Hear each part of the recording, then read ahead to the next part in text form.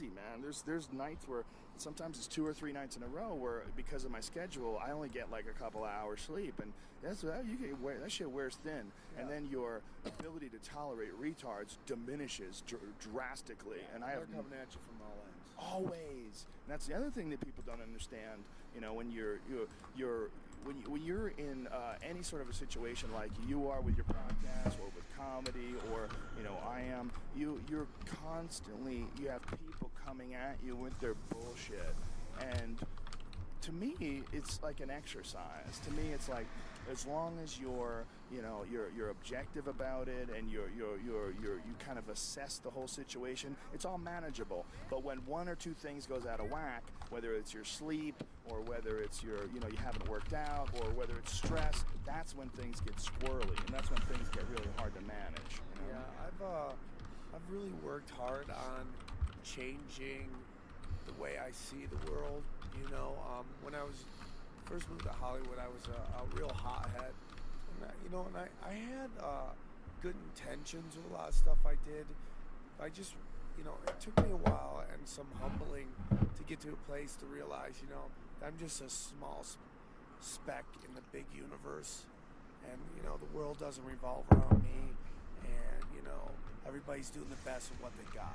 Some people don't like that thought. They think that thought is not empowering. They think that thought is that, but it actually is empowering. It's real. It's realistic. And when you come to grips with the fact that you're not the shit. You're just a human. You're just one of many, all together in this giant mass organism. It's good for you. For me personally, it's more about owning everything that goes in my life, both the good and the bad, and not just like to turn around and try to blame it on somebody else because shit didn't go well, and like really trying to find my fault in the situations. And that's so important. It's humbling, and I had a lot of good shit going on. Only like a year or two ago, like had a TV show and all this stuff, and a lot of stuff like kind of went away, and a lot of it's my fault, some of it's not. But I feel like when I own what happens, it makes it easier to deal with it, and not just stay focused on it, and like run around with the shadow people who are trying to hold me back. Right, and this point came up during the Darryl Wright podcast, and I'm going to bring it up again just because I think it's very important. You cannot change what other people do to you, but what you can change is what you do. You can change how you view your situation. You can say, well, this person fucked me over, but what you can say, and what you can help and change, is you can say, what did I do incorrect? What's my part in this, and how could I have improved it? What can I do to make sure that I'm around a better class of human beings? Maybe it's my own personal choices that suck. Maybe it's this person reacted to me that way because I wasn't good at dealing with them. You can always improve. Yeah, 100%. It's like the things I did when I was headlining on the road that clubs didn't appreciate, and then part of me knew it, but I just felt it was such a crazy show that they would just go with it. But what are you talking about? I used to do this weird, sexy dance closer where I reverse skull hump a chick on stage, and they just What does that even mean? Please explain. I don't know. To me, I don't know what reverse skull hump means, and I'm your friend. So tell me what that means. I always find the girl in the crowd who a lot of it's my fault, some of it's not, but I feel like when I own what happens, it makes it easier to deal with it. Stuff. And I would always do really well on radio. I'm great on radio. Either I couldn't get on radio. It's hard for people to commit to coming out to see a stand-up comic that they don't know, because there's so many bad comics, and most people assume that if they don't know you, you're not funny. Yeah, and that's it. And it's unfortunate. And I have always had great sets on television, and because I take a lot of pride in that, man. I'm not someone who just does it for the credit. I'm always like, this is like a stamp, man. I really want to blow this up, and that's why I work so hard on new material. And that's why, like, even though this year is the first year in a long time I haven't done any television stand-up, which really sucks because I have a whole bunch of great shit.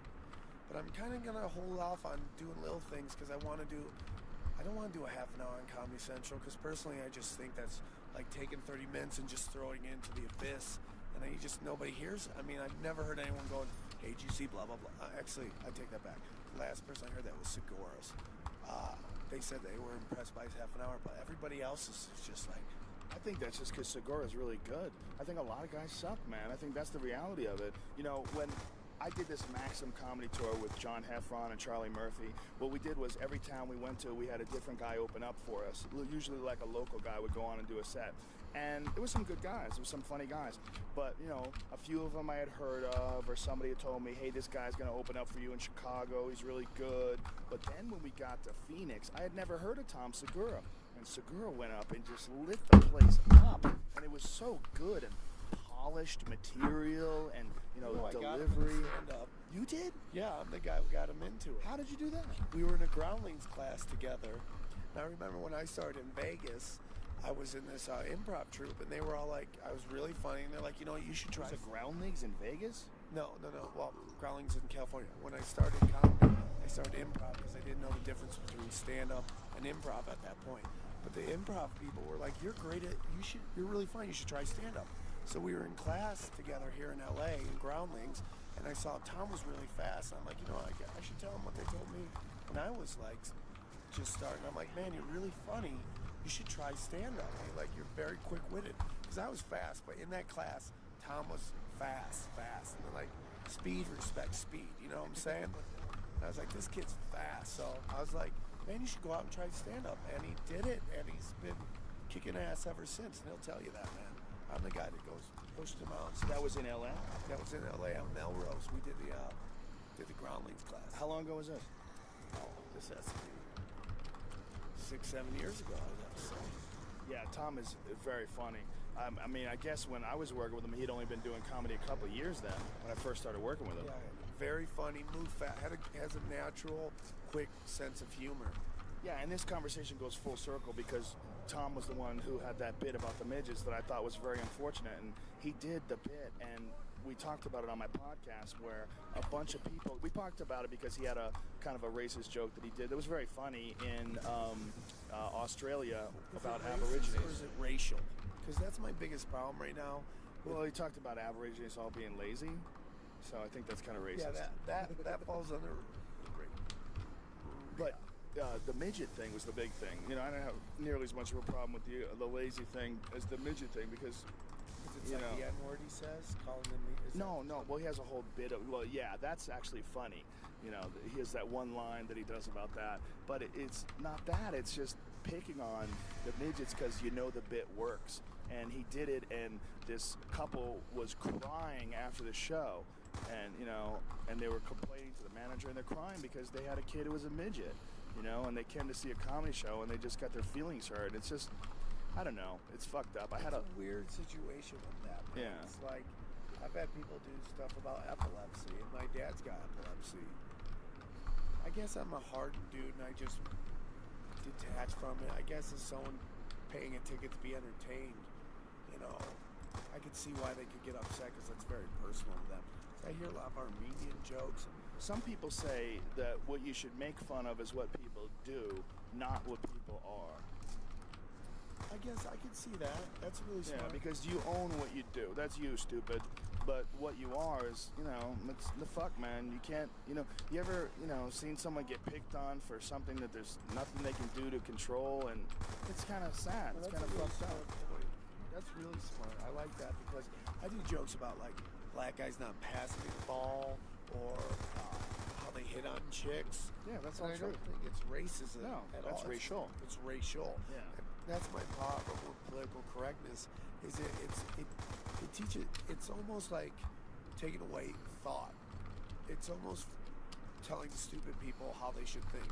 If these people say this about this, then that's discrimination. I'm like, that's not true at all. Yeah. There's some people that think also that anytime you bring up any subject, they can call you on being a racist just because you're discussing black people. There was a joke that I used to do about UFOs. And the joke was about Roswell, New Mexico, about how the UFO crashed in the desert, and the government printed in the paper, we have recovered a crashed UFO and alien bodies. And the next day they say, oh, it was a weather balloon. Well, what about the aliens? Well, those are Mexicans. So I said that, and this woman screams out, hey, don't pick on Mexicans. And I go, whoa, I'm not even picking on them. I'm saying the white, there's no Mexicans in that joke. Yeah, I have a joke about Well, it involves like robots and like coming here and doing all the jobs, and there goes all the jobs for illegals. And if I was in Mexico, I'd attack Japan, and I talk about like Japan versus Mexico, what a cute war that'd be. That'd be like the Ewoks taking on the Care Bears. That'd be the cutest war ever. And I did that in Comedy Central. And I did it on Showtime. And you read some of the comments like, what do you have against Japanese? I'm like, where in that statement is there something that says Japanese are assholes, Right. If you they're half just human? Yeah. If you even bring up the name in a joke, you're an asshole. Yeah, there's a lot of people that also are really dumb and they think that they have a license to be angry, you know. It also comes to the fact that people connect with the 1950s civil rights movement. Just hear me, I know it sounds weird. They connect with that, like, that thought of that there are people who are taking away our rights and we have to fight for that. And now, 50, 60 years later, we're more meshed. And I'm not saying the world's perfect, but there is that kind of like, that need to believe that there's someone out there holding you back. And it explains like even when you hear Paris Hilton, like, I've seen her give interviews, which is like, people think it's just so easy to be, they don't understand how many people are trying to hold me back and how I have to fight for everything I get. And it's like, Whoa, she said that? yeah. That's I'm like, hilarious. yeah, and that goes back to that thought that like, I gotta suck that dick, I gotta put it on video, Yeah. I gotta show up at parties. you were born Yeah. and you chose to be in this kind of tabloid train wreck type of thing. And people like to think, I mean, to me, racism is you can't come here, you can't date these people, you can't come through this fucking entrance, you can't live. That's racism. A racial observation in no way discriminates against you or holds you back. Something that Michael Richards does, yelling the N-word, that's obviously racism. Bill Burr's joke about black guys having coordinated outfits, and that's being gay, like, that's not racism. You know what I'm saying? It's racial. And unfortunately, there's nobody, for the longest time, nobody wanted to address it because, like, calling. Sarah Tiana talks about this a lot. She's a very funny comic. She talks about how, there was a time where calling a white person racist was almost as bad as calling a black person the N-word because it was a death blow. Yeah. If you got called a racist in public, people would just start freaking out. What's going on here? Who cares? We're in the middle of a podcast, Matthew. God. Oh, it's going to reset the system. Can you hear his I don't know if you guys can hear how gay he is. double rainbows, man? Yeah. Calling someone a racist is just like, if they are racist, and it's valid, that's one thing, but as a weapon, it's to me like when you get in an argument with a woman and she goes, you hate women, you have a problem with women. Like, no, I have a problem with you, stupid, and you just happen to have a vagina. Well, it becomes a way to stop conversation. Like, when you're in an argument with somebody and they say something, you have to come back and you jump to this political correct argument where like, oh, that's just racist. Well, it's really not racist. Like LeBron James, he said a lot of the backlash against him leaving Cleveland to go to Miami had racism. And that's not true at all. They just didn't like how you handled it. You handled it very poorly. I mean, everybody's moved on since then. But, it's so easy to go there and be like, oh, this is racism. And because there was a time where that would stop the conversation. It's like when you're having an argument about women and between women and men. And, and you're discussing like who's got worse, blah, blah. And then you jump right to sexual assault. That like stops the conversation right there. The misogynist reference, or misogynist label, that immediately, puts you in a spot too. You don't it's like women. Where do you get that? Because I don't like you. Yeah. I'm You talking about. represent all women. It's ridiculous. Yeah, it's stopping the conversation because you don't have any answer for it. Well, that's the disgusting thing about political correctness. Just even the term, like, you don't really have an opinion on this. You're taking the stance that you think politically is going to be the most acceptable, and that's what it is. Instead of looking at all human beings as individuals and recognizing whatever flaw they may have as something that, or whatever flaw as a group, a giant culture has, racially, like Russell Peters has a lot of racial jokes. They're great jokes. Those are observations. Those are observations on human beings. But as soon as you go politically correct, all those observations are supposed to be ignored. You're supposed to put blinders on and have this a really false sense of what the world is, or false portrayal of the world. Yeah, and what it comes down to is that they accept certain things from certain people. So it doesn't really become the message. What it really becomes is the messenger, which at the end of the day is discrimination again. What is the cause of that? Is that because people are being forced into large groups in school and work and a bunch of people that they wouldn't necessarily want to be around, and so we have to figure out some way for everyone to get along, so certain things are just off limits and certain subjects are just clearly defined in advance? I mean, is that what's going on? Well, I think it was it's not an overreaction because, there was horrible race relations. And this country, I go around the world and I tell you, man, I miss two things when I leave America: Sports Center and black people. Because you don't get like that kind of diversity that you get living in America. I mean, you get some in Toronto, it's a very diverse, but nothing like Southern California. And I really love that. And at a time, like, the mixing wasn't happening, so you had to do stuff to encourage the mixing. What it is, you'll never get to the point where everybody's in and nobody makes fun of nobody.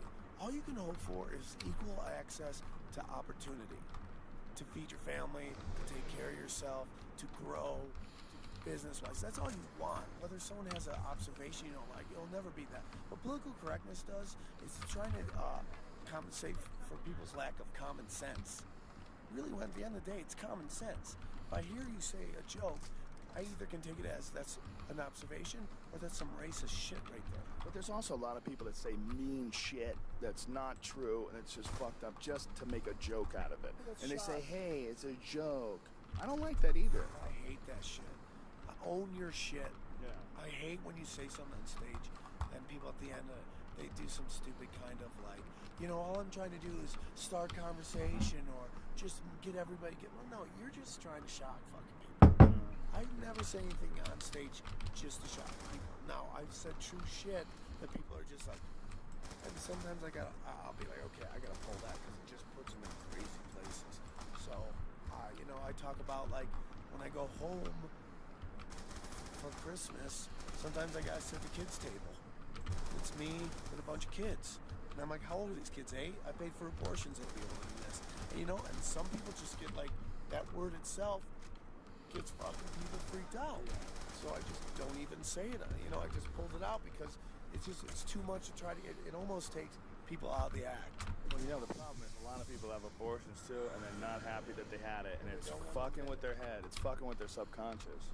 And I'm like, hey, you're the ones who marching you're marching for the right for. I don't know why we're getting quiet around it. I pay for half. Why, it's not get crazy. When the subject of abortion gets really weird is when you have kids that you love more than life itself. That's when it gets really weird. You're like, wow, well, what is abortion? I mean, I don't think I have any right to tell you what you can and can't do with your body, but you are at a certain point killing a baby. I don't know if it's on day 1 or if it's day 90 or what day is it? Is it the 7th month that you're killing a baby? I don't know. Whenever the baby can live outside the womb, I don't know. But at a certain point, what is it though? I mean, but even discussing it, it's another politically correct topic, especially amongst liberals. It's a topic where you're not supposed to even bring up that subject. Like, hey, when are you killing a baby? It's a personal choice. A woman has a right to choose what she does. Okay, I agree. Both sides, man. They both have that area where they're just like, no, we can't talk about that. Or, that's against God. Or we're against killing, so we're going to shoot abortion doctors and blow up clinics. The logic there is insanity. Yeah. And the people that are, I like people who are pro-choice a lot more than I like people that are pro-life. The people that are like militantly pro-life and picket abortion clinics, I just find them all to be fucking wackos, or at least a huge percentage of them to be wackos. Yeah. And I don't know why that is. I don't know why there can't be a rational discourse. And I don't think it's the right choice at all times, but I don't think it's the wrong choice at all times either. I just don't think that those people have any outlet for their like deep dark desires. They can't outlet, so they just go fucking crazy. I had a discussion with a friend of mine who's very pro-life, and I was telling him, man, we were discussing gay adoption. And I've had friends who were raised in foster homes, and they don't get a lot of life skills, man. And I would rather a kid grow up with 2 gay parents who love them and teach them life. And hold them and give them that kind of human connection, then, to make them grow up in foster. And I'm not saying if you grew up in foster, I'm not judging you at all. I'm just saying there should be as many options out there as possible to be adopted by whoever will love and show you the most and give you the best life skills. We're all about diversity, ladies and gentlemen. We're all about love. We're all about acceptance. That's what Sam Triple and I are all about. Is that right, Sam? How funny this podcast was. Podcast sucks. It's not fun. It does. I'm sorry. It does. It's interesting. It's like half the podcasts we do aren't funny. More than half probably. I'm sure there's been some funny moments in this. We both laughed, but it's not about that. It's talking. It's. Do you ever get critiques about that? Wasn't funny at all? Yeah. Oh yeah, all the time. Thought you were a comedian. Okay. Whatever.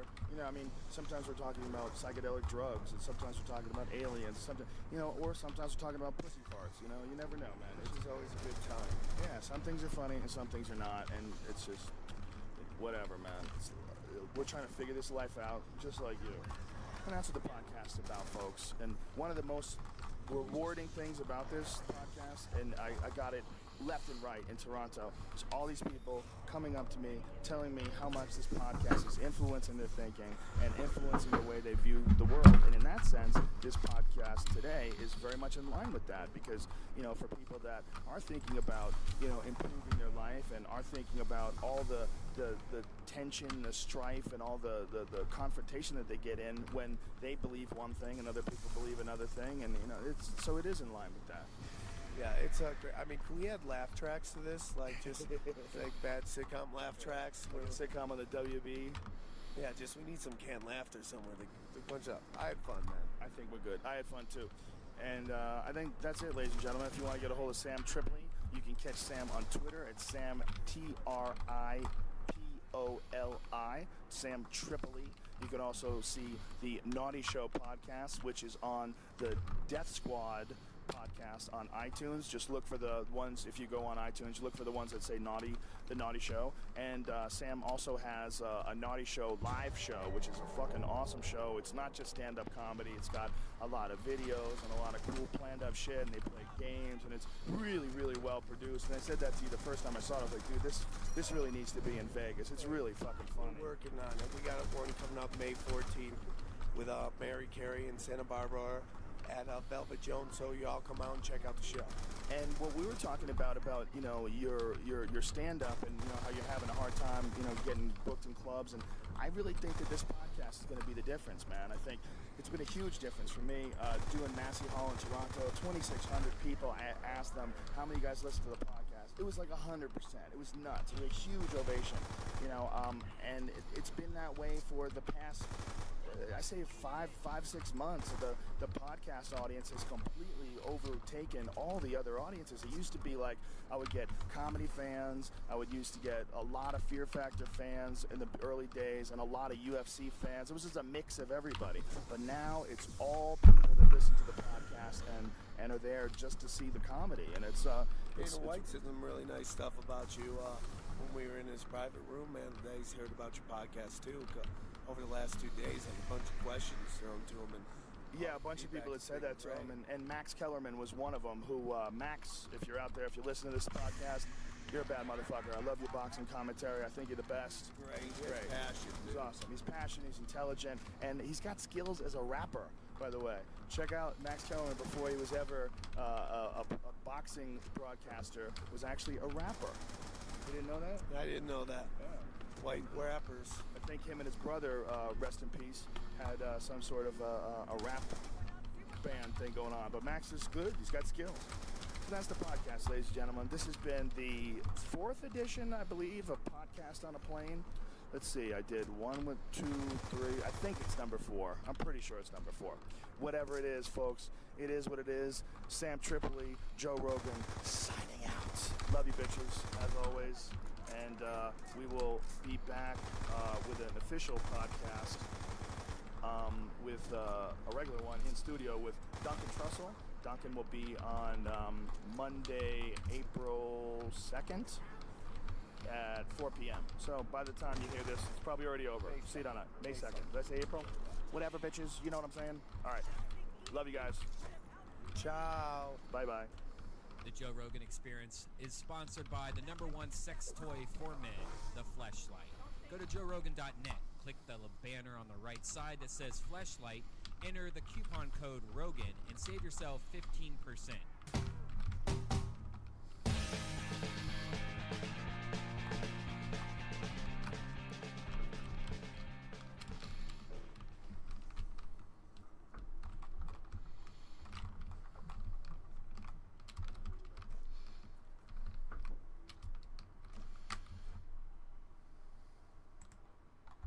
Joe Rogan Experience.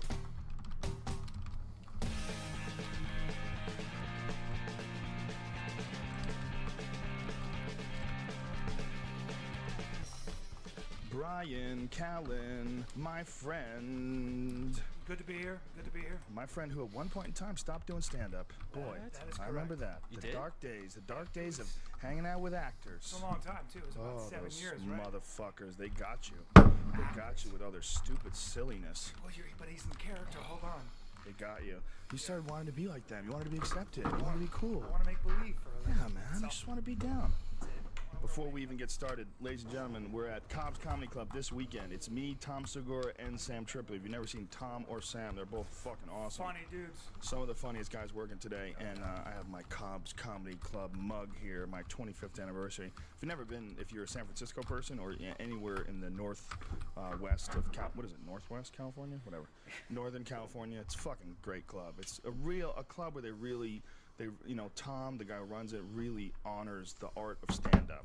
He really loves it. There's a few clubs like that. There's Wendy in Denver, and there's a few all throughout the country where the owner, the person who runs it, really loves stand-up, and that's one of them. So It's always great. Instead Yeah. of being this corporate sort of, fuck yeah. Well, you know what? I gotta tell you, people will complain about the improvs. I think they're great. They are great. You know what I love? Because it's clean. They take care of everything. It's run really well. It's pretty cool. Yeah. The crowd. What are you pointing at, bro? Alright. Sweater. Oh, is that me? Yeah. Oh, I thought it was on. Yeah, the thing is they guarantee you a good show. It's guaranteed they're going to be taking care of the room. They're going to be making sure there's no hecklers. The waitresses will be well trained. The DJ will all be on point. It's all the same experience. Exactly. It's just a little bit of different staff in Kentucky. It's like they put emphasis on the fact that they go, if you come here and pay a premium, you're gonna laugh your ass off for 2 hours. They're going to do That's they're what going to we're do a good gonna job. guarantee. Yeah.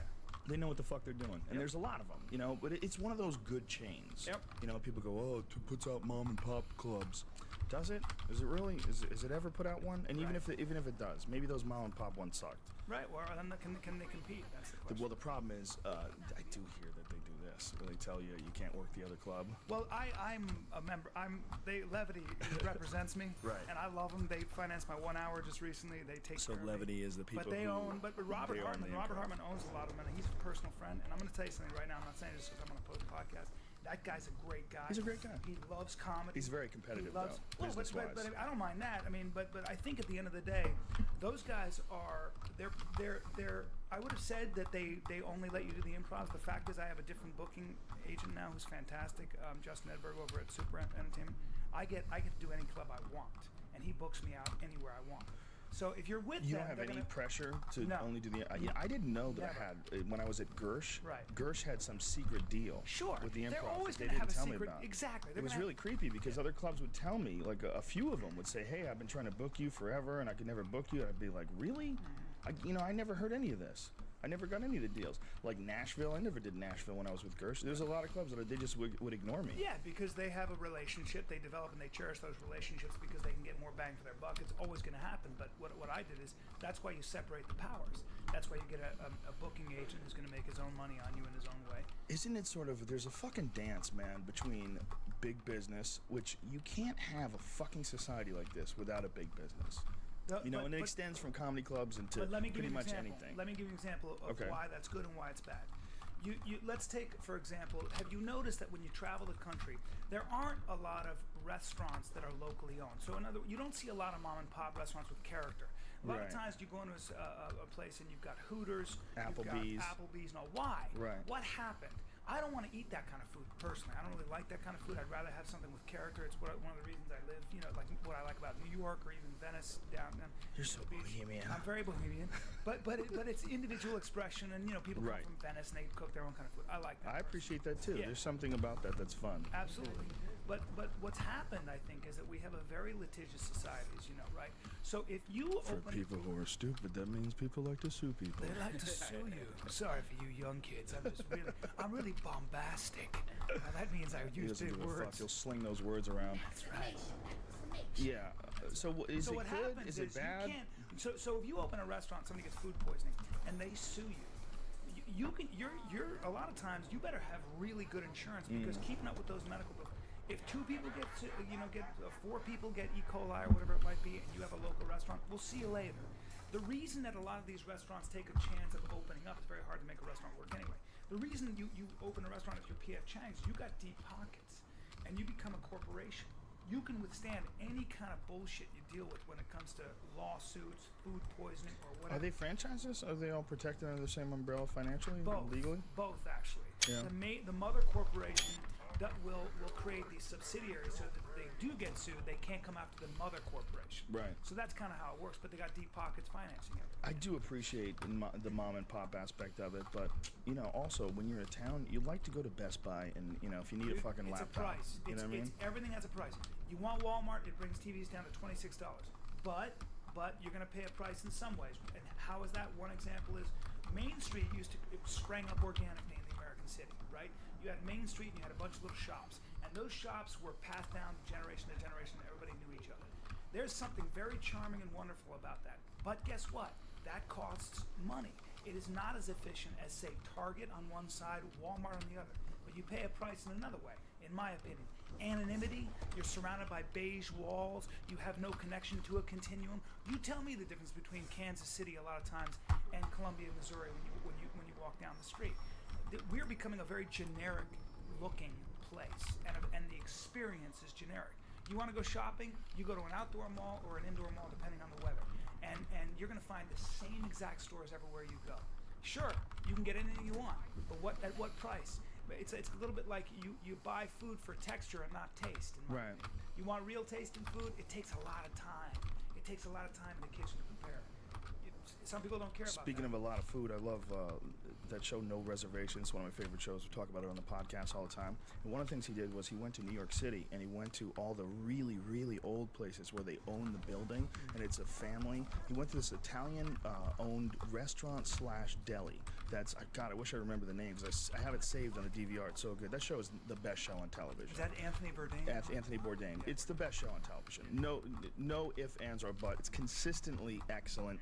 He's on point. I love the way the guy thinks, the way he like really loves. Like he went to South Boston to this awesome episode on South Boston, and the way he fucking loves like a town, like a real town, Yeah. which South Boston is. Yeah. And he went to these places in New York, and this one Italian bakery. Or it's like a deli, but not a bakery. It's got everything, It's like all these canned meats and like meats hanging from, like dried meats and cheese hanging from the ceiling and shit. And the guy who's running it had been working there since he was a baby, and he was in his 80s. He was old as fuck. His whole family had been there. You can't buy that kind You can't buy it. That is what we're losing Yeah. in this country. That is exactly But what I'm the talking thing is, the only way they could do this is if one, they're stubborn old Italians, which this is a family business. They're not getting rid of the family business. Why would we get rid of the family business? Right. They doing that, and and they own the building. They've owned the building forever. So that's the only reason why these exist. And it's a fascinating thing to watch. And the fucking food looks so good. They had spaghetti with meatballs. Oh my god, I wanted to go make the spaghetti with meatballs. I know. I was like, do I have You ground walk beef into in the house? Do I have breadcrumbs? What the fuck can I do where? You walk into a store like that and you smell 80 years of food. It's hard to explain, and if someone lives in Columbus, Ohio, right, like where you're from, that's Mall City, right? Isn't it? Well, there's definitely a lot of malls, but you also have like a lot of Amish people. So you have like the Amish restaurants, and you do have like a different kind. You know the Amish, they can really cook up a pie. They know how to fuck too. That's right.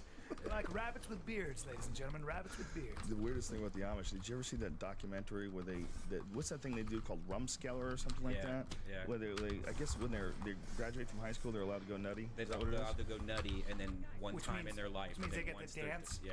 They get to dance What to they went rock to and roll. LA. They get to party. Yeah. They go crazy. They go off, they party, they fuck, they go nutty.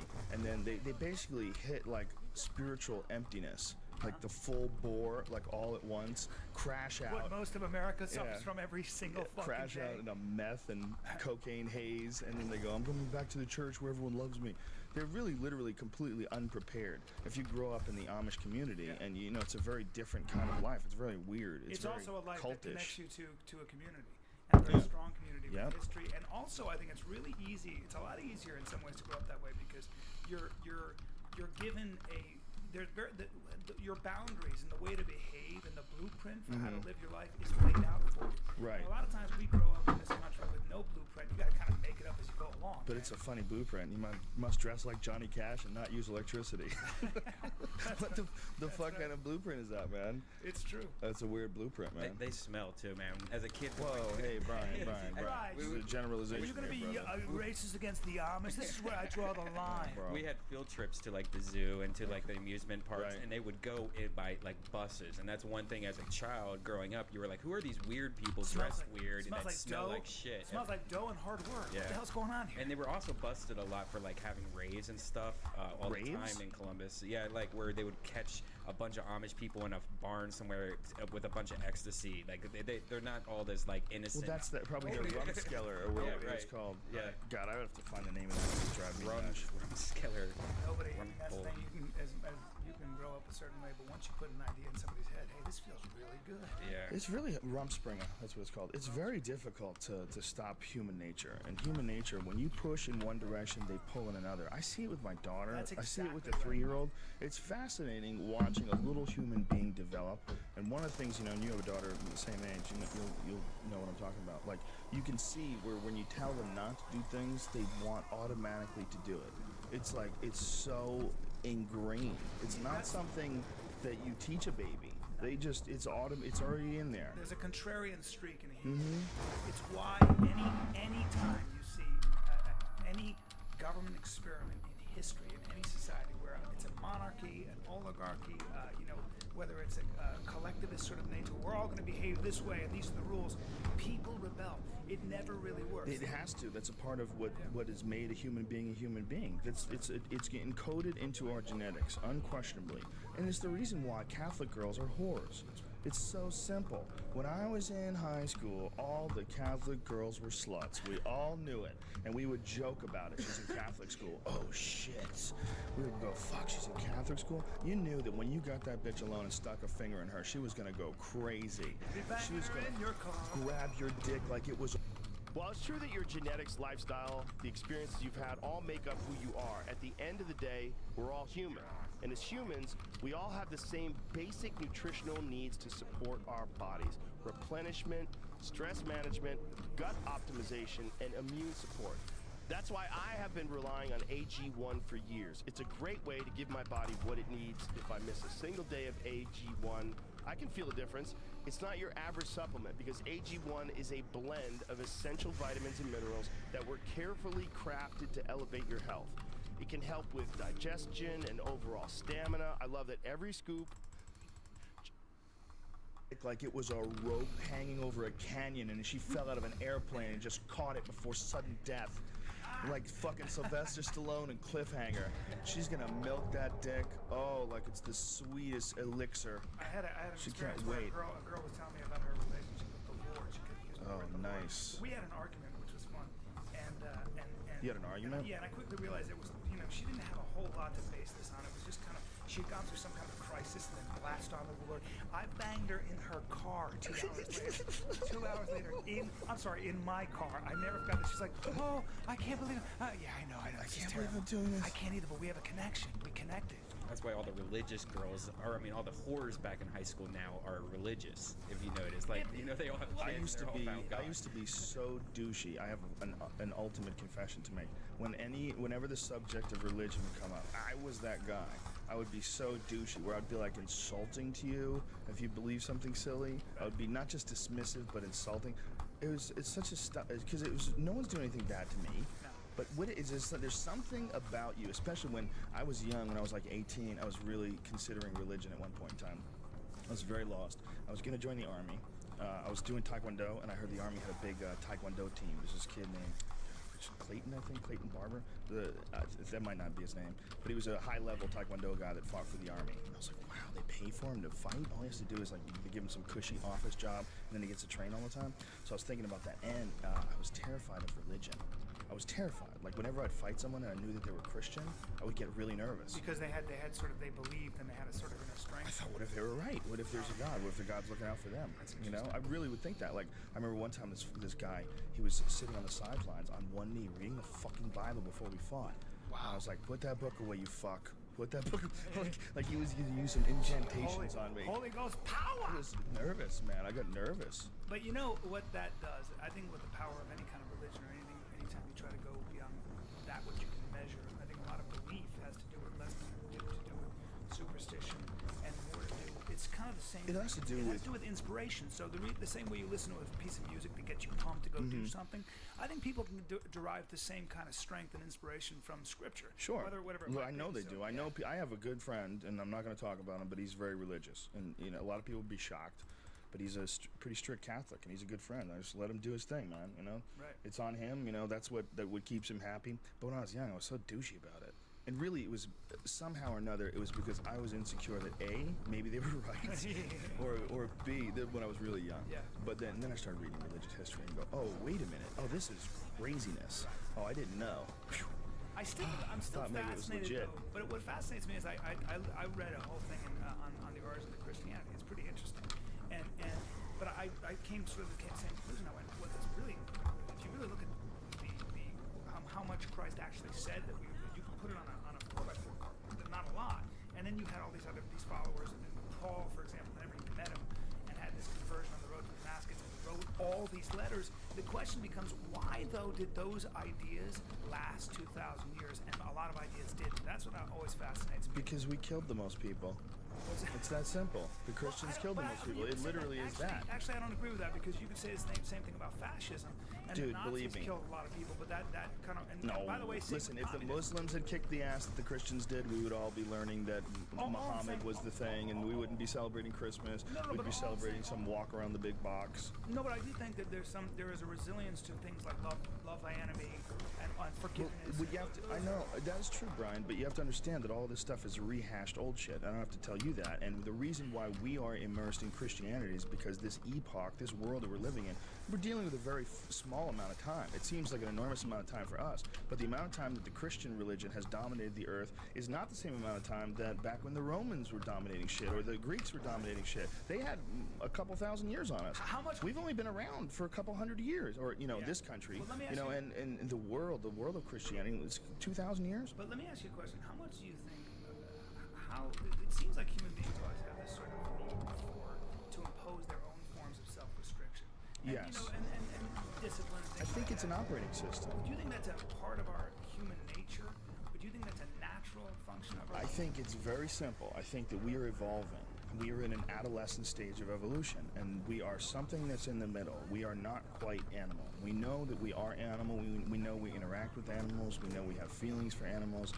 But we also know that they're not us. We know we're something different, even from monkeys. There's a reason why you're allowed to keep monkeys in the zoo, but you can't have a slave. It's because we make some sort of a distinction that we are something different from them. Right. And people will say, well, that's stupid, we're not, that's wrong, animals have rights. Honestly, they don't. Here's the deal. If it wasn't for us being so super smart, they'd all have eaten us. It's really that simple. There's some crazy, weird survival thing going on. And the only way to truly be happy is you have to be on whatever team your race is. If you're a dog and you're ratting out all these other dogs, and then the people run around and club the dogs to death in front of you, you'll be a shitty dog. You'll feel terrible. So you don't get in trouble with Joe Rogan is not talking about racism, white, black, or he's talking about human rights. Yes, I'm talking about animals over other species. I'm talking about the human race as a whole. We are in some weird thing where we're not quite an animal anymore. We're an animal, but we're self-aware. We need food, we need animal protein, we need vegetable protein, we need water. We need all the things that a regular biological unit needs to keep itself alive. But we also have some weird awareness. So then evolution for you is not just biological. It's not just mathematics and biology. It is we're also evolving from a consciousness point Sure. I mean, and biologists would argue with you over the semantics over the word evolution, saying the evolution only pertains to a biological thing. That you don't have like evolution of culture. You have advancement of culture, and you have more advanced levels of complexity. But it's not technically evolution. But we all know what the word evolution means, and it's a better word for it. I don't mind using it there. I happen to think societies and even the world as a whole develops their own sort of sense of self-awareness. We are very aware of the pitfalls of how you fall into things like genocide. I do think the world is less brutal as a whole today than it was a long time. Way more. It's hard for us to understand. I always try to relate this to people when we talk about the like people like I have so many conversations like Alex Jones is a good friend of mine, and Alex Jones will tell you that right now the CIA, the end up. He's so doom and gloom. Yeah. I have some people that I know that I'm friends with that are so this is the end of the world. I'm like, you gotta look at it this way, bro. The apocalypse is here, but not here. Okay, it's on the earth in certain spots. It always has been. Sure. It's just back then when you describe the apocalypse and the plague. Well, yeah, there was a plague in northern Africa, but guess where there wasn't a plague? In fucking China. At the same time in China, they were chilling, they were banging, making more Chinese people. They were, they were playing fucking games. It's you have access right now to too much information for our puny brains, and that's where religion and any sort of a predetermined pattern of behavior that you can follow as an operating system, whether it's being an Amish person or anything, that's why they come in handy. Because things so squirrely, things are so crazy. You look, the meltdown in Japan, and fucking Mississippi's underwater, and the fucking tornadoes that go through Alabama, and birds are falling from the sky. It never ends. By the if way, you're looking for shitty things, you can find them all day. And I'll tell you something. If for any of the young people listening, if you think it's worse today, pick up any piece of literature or history. Just take a look. Take a look at Lincoln's life, and you'll find that back then, let's just take Lincoln's era, okay, Civil War. First of all, you always lost 2 or 3 of your children to all kinds of diseases. For example, diphtheria. When was the last time? Who do you know who ever died of whooping cough, diphtheria, tetanus, smallpox? These diseases would roll through in epidemics. And it wasn't like the flu where you died cold. You died slowly and horribly, and it was usually your child under a tent that you couldn't touch. So if anybody, and tuberculosis. When you got consumption, which is another word for tuberculosis, and it's just anytime you read any piece of literature or history from even 50 years ago, it is always a story about somebody. Eugene O'Neill, Nobel Prize winning playwright. His brother got tuberculosis, and he had to watch him die. And Long Day's Journey in the Night is about that. There was nothing you could do, man. You know what they do? Go up to the mountains and breathe the air to see if it helps your lungs. Otherwise, you fucking died. And that was one disease of count. Look at polio 60 years ago, 50 years ago, when kids were on iron lungs. In the best case scenario, your child is 4, he'll never walk again. That was the best case scenario, but usually you just died because your lungs didn't hold up. And we've invented, that's the fundamental difference. Nobody that's listening right now, I guarantee, knows anybody who has even been crippled by something like polio, scarred by something like smallpox. So the world, in a lot of ways, we're feeding. In the 70s, and especially in the 60s, China and India, half the world's population was starving, man. They couldn't even, they had to import grain. Now India is a huge grain exporter. So, because of the Green Revolution, because of what's that guy's name? One man who came up with ways to make, grains and things more resistant to drought and things like that. Our advancements, our technological advancements have pushed us so far beyond our biology, it's not even funny. However, you're right. It's so overwhelming and moving so quickly that people feel like since they can't understand it, they have to come up with some kind of a debunking mechanism or something they can understand, or at least something they can hold on to, and that's where religion plays a huge part. I don't think technology is pushing religion out of the way. In some ways, I think this huge